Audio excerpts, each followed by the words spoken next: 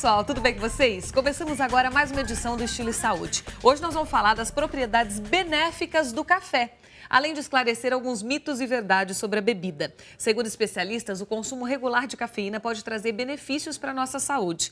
Mas será que existe alguma contraindicação? E qual a dose diária recomendada? Eu recebo a nutricionista Vanderly Marchiori, especialista em alimentos funcionais, que responde a essas e outras questões sobre o tema. Mas antes, vamos a uma reportagem.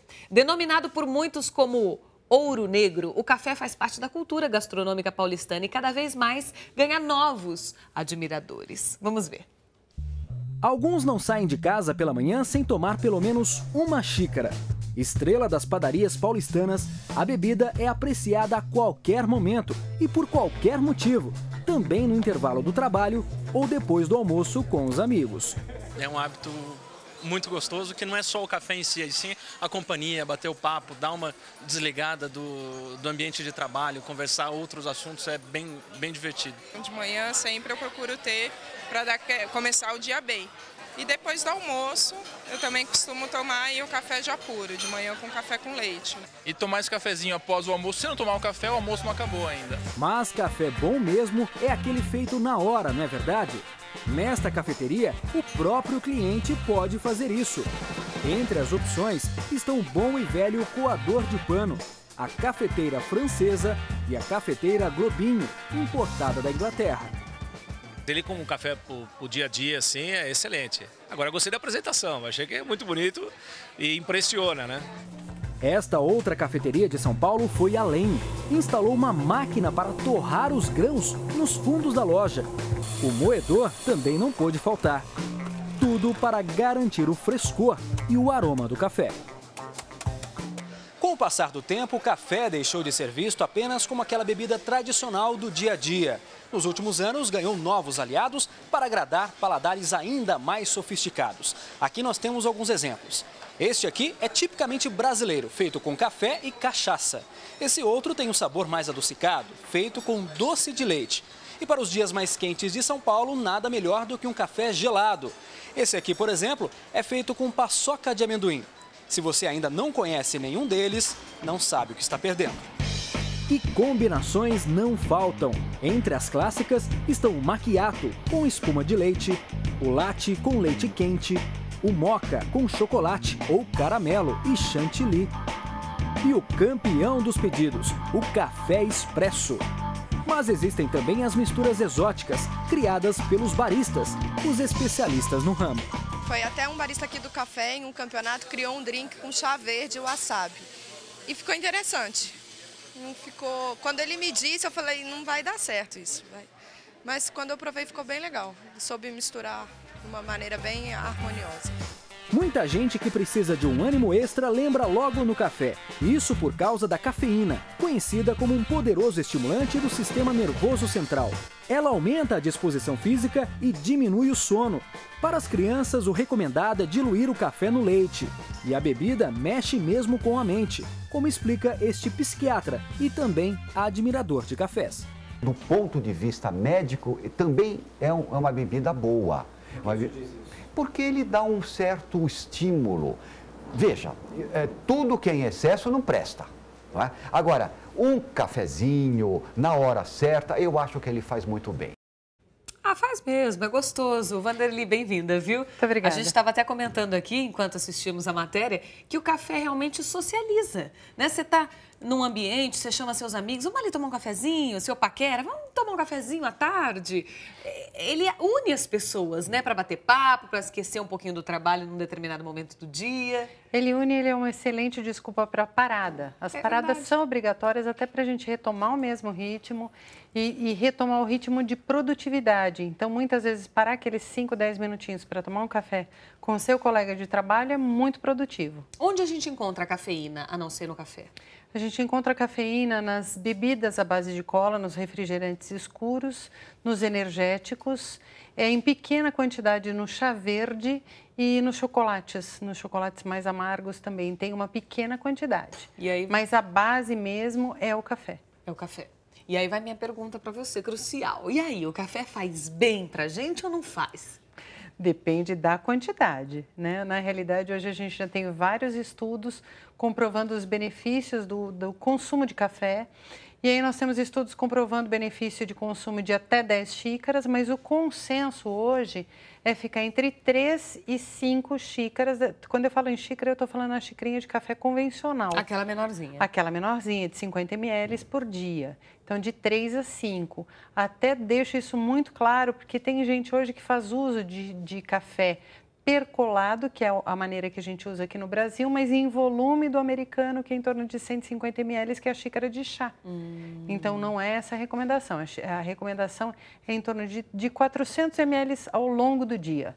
Não mais do que isso. Que daria essas 4, 5 xícarazinhas pequenas de café. Isso. A forma como ele é adoçado, se é com adoçante, com açúcar, isso não influi no que ele vai fazer pra gente. Não, aí que tá, né? Quando a gente pensa em café adoçado, a temperatura é crucial para determinar se vai fazer mal para o seu estômago ou não, porque não é a cafeína que irrita tanto a mucosa estomacal, e sim a temperatura da bebida e você adoçar. Então, você adoçar, dependendo da quantidade de adoçantes ou a quantidade de açúcar, a fermentação desse adoçante ou do açúcar é o que irrita também a mucosa intestinal. Então, o melhor seria não adoçar. Ou, se você vai adoçar, usar pequenas quantidades de açúcar ou mel. Lógico que para não diabéticos. Para os diabéticos, o mais adequado é usar um adoçante não calórico e não à base de frutose. Agora, um grande truque bem bacana, além de gostoso, é usar um pauzinho de canela para mexer o café. Porque a canela libera um óleo aromático e esse óleo aromático já adoça. Além de adoçar, esse óleo aromático da canela, que é o carvacrol, ele inibe a compulsão e ele reduz o consumo de outros alimentos e de mais cafeína. Tem muita gente que diz que quem é tomador mesmo de café gosta de tomar sem adoçar, né? Que esse é o certo. Isso é o mais correto com qualquer alimento, né? Sim. Tirar os excessos de sal e de açúcar. Então, isso se aplica também ao café. O que você trouxe aqui pra gente? Aqui é o café em grão. Isso, o café em grão torrado já. Nós já temos ele torrado. O grau o tempo de torrefação determina o sabor do café. Então, quanto mais torrado, mais amargo ele fica. Então, quanto menos torrado, um sabor mais suave, além do tipo de café mesmo, né? De onde ele foi produzido, enfim, da variedade da espécie mesmo. E nós temos o café já torrado e moído, que é o que comumente nós achamos. As variedades de café determinam sabores diferentes e intensidade, concentração de cafeínas diferentes. Então, quanto mais nós compramos aquele café extra forte, o teor de cafeína é maior. É por isso que ele tem essa denominação de extra forte. E nos alimentos também a gente encontra. Nós temos preparações com o café. Então, esse é um bolo daquele tipo brownie, que é aquele bolo que não cresce muito. E ele tem na composição da massa o café. Então, eu posso fazer a base de bolos com café, eu posso fazer molhos com café, posso fazer caldos, posso fazer mousses. Qualquer preparação que inclua um líquido pode ser feito com café. Então, isso determina outros alimentos ricos em cafeína. Agora, como que ele age no organismo, né? Por que a gente diz que a pessoa, quando toma muito café à noite, demora mais a dormir, não tem um sono tão bom, ou se estende mais no trabalho, né? Às vezes toma o café exatamente para ficar ligado, vamos dizer assim, por muito mais tempo. É a cafeína, né? Na realidade, aí a gente vai falar especificamente da cafeína. Que tem no energético também, naqueles outros. Tem no energético, né? E no energético está combinado com taurina, que é um outro estimulante, que é um aminoácido estimulante, mas a cafeína do café especificamente, ela é um estimulante que age no sistema nervoso central. Então, o que ela faz? Ela chega no nosso cérebro, ela tem duas ações. Primeiro, ela vai no receptor opioide e ela ativa esse receptor opioide para dar sensação de bem-estar. Então, isso é no setor límbico do nosso cérebro, aquela coisa de que o café dá o aconchego, que esse também é um motivo pelo qual as pessoas saem para tomar um cafezinho ou fazem do cafezinho o composto social. E falando bioquimicamente, a cafeína, ela mantém ativa um grupo de neurotransmissores que chama anandamida. E a anandamida, ela tem um papel de redução de apetite, de estímulo, estímulo de comportamento, então a pessoa fica muito mais irritada, dependendo até do volume de consumo, e deixa muito mais ligada, altera o sono, altera o ciclo de sono, como o ginseng também faz, que é uma raiz. Então, nós temos alguns componentes que fazem isso. E a cafeína, a concentração de cafeína é determinante para isso e o limiar depende de cada pessoa. Eu tenho pacientes que tomam 10 cafés por dia e não têm a menor alteração de sono. Entendi. E outros pacientes que com 2 cafés ao longo do dia já têm alteração do ciclo de sono.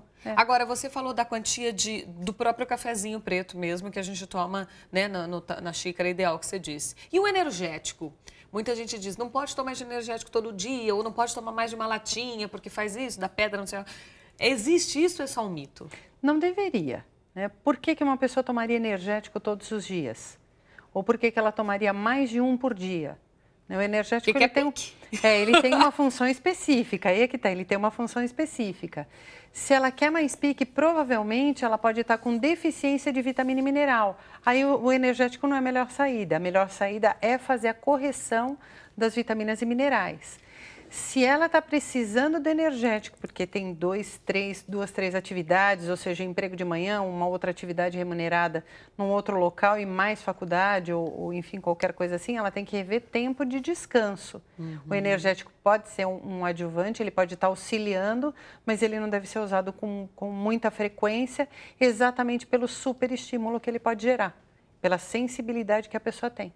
Lembrem-se, 8 horas para dormir, 8 horas para lazer e 8 horas para trabalhar. Tem que dividir, né, o dia da gente. Deveríamos dividir assim, né? Deveríamos. A gente não está considerando o trânsito das grandes cidades que nem diverte, nem produz e nem descansa. Tem razão. Agora, Vanderly, é verdade que o café ajuda no emagrecimento? É sim. O café ele tem uma atividade lipolítica. Principalmente quando é consumido antes e imediatamente após a atividade física. Tomar um cafezinho curto antes de fazer qualquer tipo de atividade física, seja ela aeróbica ou anaeróbica, vai estimular a via lipolítica, que é aquela via de queima de gordura no seu corpo. Terminou o exercício físico, mais um cafezinho curto, ou seja, 50 ml antes e 50 depois. Fica aqui um alerta muito importante, que é não misturar suplementos à base de cafeína com efedrina. A efedrina é proibida no Brasil, embora se encontre muitas vezes para comprar no mercado negro, mas é proibida porque ela pode causar morte. A combinação de cafeína com efedrina altera muito o batimento cardíaco e da hipertensão, da crise hipertensiva, e a pessoa pode morrer. Só que só a cafeína e 50 ml, um cafezinho antes e um depois do exercício físico, já ativa a queima de gordura, então é verdade. A cafeína pode prejudicar na absorção do cálcio? Prejudica sim. A mistura de café com leite não é benéfica. É um hábito do brasileiro, mas eu perco parte do cálcio quando eu faço uso dessa bebida, dessa mistura do café com leite. E o café também rouba ferro. Então, ele é um grande quelador, sequestrador de ferro. É importante também deixar de consumir imediatamente após refeições que tenham carne vermelha ou verduras de folha verde escuras que são ricas em ferro. Eu ia te perguntar isso agora, se ele atrapalha na absorção de vitaminas dos alimentos quando a gente acaba de comer, acabou de não almoçar, tomar café, jantar? Basicamente, ele atrapalha principalmente na questão do ferro e muitas vezes ele acaba retardando o esvaziamento gástrico, então também dá uma alteração menor em outras vitaminas. Mas como a quantidade que a gente consome, quem consome o café após a refeição é muito pequena, a interferência é mediana, vamos chamar assim. Não é tão expressiva quanto a mistura do café com leite, que aí a proporção é muito maior e aí a gente perde boa parte do cálcio dessa bebida. E do café também, né? Você estava me dizendo que o efeito do café, da cafeína, que é aquela de deixar acordada, tal, que o leite inativa isso, né? O leite inativa, até porque ele tem triptofano, que induz a formação de serotonina, que induz a formação de melatonina, que melhora o sono. Então, um melhora o sono e o outro inibe o sono. Então, é bom nunca fazer essa combinação. O ideal seria não combinarmos o café com leite. É que é um hábito muito arraigado, né, na cultura brasileira. O brasileiro toma o seu cafezinho com leite de manhã, não tem jeito, né? Mas a gente podendo optar, um dia você toma o café, no outro dia você toma o leite, vai variando. Ou você pode dar um intervalo. Sim, você pode fazer também. um intervalo. Bebe o leite batido com uma fruta e depois de 1 hora aproximadamente bebe o café, que aí você vai ter uma interferência minúscula se ela existir. Agora, e quem tem hipertensão, tem que ficar longe do café ou não? Muitas vezes é importante ficar longe do café, depende da causa da hipertensão. mas o ideal seria não beber mais do que 3 cafés ao longo do dia quando a pessoa tem problemas de pressão alta. E outro fato que não acontece, o café não aumenta a pressão para quem tem pressão baixa. Porque muitas vezes a pessoa é hipotensa e diz, não, eu vou tomar um café para melhorar minha pressão. Ele não melhora, ele não normaliza a pressão, ele deixa a pessoa mais desperta pela cafeína, mas não altera a pressão baixa. Então quem diz que vai tomar café porque ameniza problemas cardíacos está muito enganado. Não necessariamente, porque a gente já tem um estudo publicado com um grupo de um hospital só de pacientes cardiológicos comprovando que o consumo de 6 xícaras de café por dia melhora o funcionamento do músculo cardíaco. Olha. Então depende da maneira como você faz o seu café. O ideal é preparar o café com coador de papel, naquela metodologia mais antiga, simples mesmo, mais antiga, porque você tem uma filtragem não só de parte da cafeína, como de alguns componentes que podem até alterar o mecanismo de colesterol no seu sangue. É verdade, se a gente for pensar, antigamente a gente usava, né, há tempos atrás usava-se o coador de pano, né? Coador de pano. Depois foi para o coador de papel. E hoje já não tem coador nenhum, né? Hoje é tudo tão moderno que você bota, tem aqueles cafés expressos. O filtro já é de metal, né? Sim, ou você bota lá aquele produtinho, o sachêzinho, bota lá, tal, já sai pronto. Quer dizer, a modernidade vem trazendo todas essas mudanças, né? Que eu não sei se são benéficas ou não. Agora existe uma questão charmosa aí, né? Nós temos a volta do coador de pano, mas é um mini coador. Então, para garantir, para preservar a higiene, você tem o seu próprio coador. Você comentou que tem alguns restaurantes que já trazem isso. Já tem uma cafeteria aqui na cidade de São Paulo que faz isso e uma marca de café que está comercializando. Ai, que delícia, Então, você compra o seu mini coador, põe ali na sua xicrinha, ele já vem com um suportezinho, é que eu não consegui trazer hoje. Sim. Ele fica em cima da xicrinha e você vai colocando só água quente e vai fazendo a percolação do café no momento de consumo, que também é uma coisa que faz a diferença. O tempo que ele fica pronto, ele vai perdendo alguns dos componentes, mas não reduz a cafeína. Se você quiser reduzir a cafeína, você tem que fazer a primeira filtragem do café, desperdiçar aquele primeiro café e usar esse mesmo pó para mais um volume de água. Vai ficar um café mais fraco, obviamente. Sim. Vanderly, nossas criancinhas podem tomar café ou melhor não? A minha grande questão é por que você daria café a uma criança? Não há necessidade de se dar uma bebida que é altamente estimulante e que rouba ferro do corpo dela. A criança tem uma necessidade muito maior de ferro, bem como as gestantes têm, as mães que estão amamentando. Então, não há necessidade, não é adequado oferecer café à criança. Isso você fala até que idade? Eu diria que até 10 anos, eu não daria até 10 anos, eu não vejo por que oferecer. Daria um leite, alguma outra? Sim, um leite, pode até usar um chocolate em pó para essa criança, para misturar o leite, mas nada como bater um leite com fruta e acostumar a criança a usar a fruta de uma outra maneira. As gestantes também não devem usar o café pelo grau de cafeína e pelo grau de estímulo, mas é muito curioso porque as gestantes, uma das primeiras coisas que aparece é uma rejeição ao sabor do café. É muito curioso. Ela diz, eu não tolero mais o sabor do café. E passa assim durante a gestação inteira. É como se fosse já um filtro próprio. Entendi. Querida Vanderly, muito obrigada, viu, pela aula. Foi ótimo. Então, vamos consumir, sim, café, mas numa quantia, né, exata, como ela já passou pra gente, para que a gente só receba os benefícios. Né, dele e não as outras coisas todas. Tudo na vida tem que ser a base do equilíbrio para que dê certo, né? Tudo tem medida, até veneno, né? É verdade, tem toda a razão. É bem isso. Obrigada, viu? Seja sempre bem-vinda aqui ao nosso programa. Você pode rever esse programa no R7/Record News e indicar para quem você tenha vontade aí. Minha mensagem de hoje para você é a seguinte: jamais abra mão do seu caráter, dos seus valores, daquilo que você realmente acredita. Do contrário, você estará abrindo mão de você mesmo. Pensa nisso, tá? Obrigada pela companhia. Record News, jornalismo 24 horas de plantão. Tchau.